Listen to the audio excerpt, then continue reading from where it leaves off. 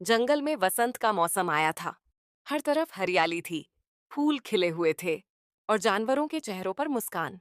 इसी खुशनुमा माहौल में जंगल के सभी जानवरों ने मिलकर एक बड़ी पिकनिक का आयोजन किया। जगह चुनी गई, बड़ी खुली घास की मैदान, जहां सूरज की रोशनी सीधी आती थी और चारों ओर रंग बिरंगे फूल खिले रहते थे। सभी जानवर सुबह से ही तैयारी में जुट गए। खरगोश ने गाजर की मिठाई बनाई, बंदर ने पेड़ों से केले और नारियल तोड़कर लाए, हिरण ने पानी और जूस की व्यवस्था की और तोता सबको बुलाने की जिम्मेदारी निभा रहा था।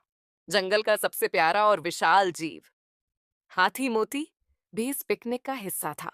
मोती को सब बहुत पसंद करते थे क्योंकि वो बहुत दयालु, मजाकिया और मददगार था। लेकिन पिकनिक के दिन सुबह सुबह उसकी सूंड में थोड़ी खुजली हो रही थी। शायद रात को वह ठंडी हवा में ज्यादा देर तक टहल आया था। कुछ नहीं, मोती ने खुद से कहा, छोटी सी खुजली है, निकल जाएगी। पिकनिक शुरू हुई। सब जानवरों ने खेल खेले, रस्साकशी, कूद कूद कर दौड़ और ढेर सारे मजेदार खेल। फिर सब एक जगह जमा होकर खाने के लिए बैठे। तभी मोती ने फिर अपनी सूंड में झुंझुनाहट महसूस की।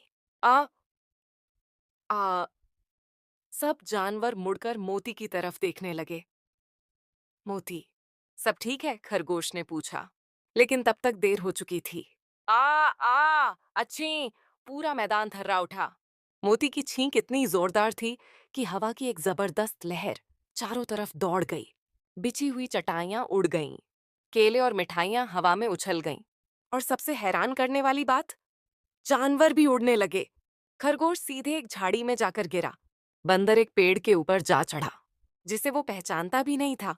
तोता गोल गोल घूमता हुआ उड़ता गया और वापस आकर बोला, मुझे लगता है मैं चांद के करीब पहुंच गया था। चूहा तो एक गिलास जूस के अंदर गिर गया और अब खुद को संतरे का तैराक समझ रहा था। सभी जानवरों को कुछ देर समझ ही नहीं आया कि हुआ क्या। लेकिन जब उन्होंने देखा कि सब सुरक्षित हैं, तो अचानक सभी ठहाके मार मार कर हंसने लगे। मोती बेहद शर्मिंदा हो गया। उसकी बड़ी बड़ी आंखों में पछतावा था। मुझे माफ कर दो दोस्तों, उसने कहा। मैं नहीं चाहता था कि मेरी छींक से तुम सब उड़ जाओ। बंदर बोला, उड़ने का मजा तो पहली बार आया। अगली बार अगर कोई मेला लगाना हो तो तुम्हें छींक दिला देंगे। तोता बोला, अब समझ आया हवा में उड़ना असल में कैसा लगता है। सबने मोती को गले लगाया और कहा, हम जानते हैं तुमने जानबूझकर कुछ नहीं किया। अब तुम जल्दी से अदरक और शहद लो, ताकि अगली छींक कोई तूफान न बन जाए। उस दिन के बाद जंगल में व्हेनेवर कोई मजेदार या हैरतअंगेज बात होती, जानवर कहते, क्या ये मोती की छींक जितनी जबरदस्त थी?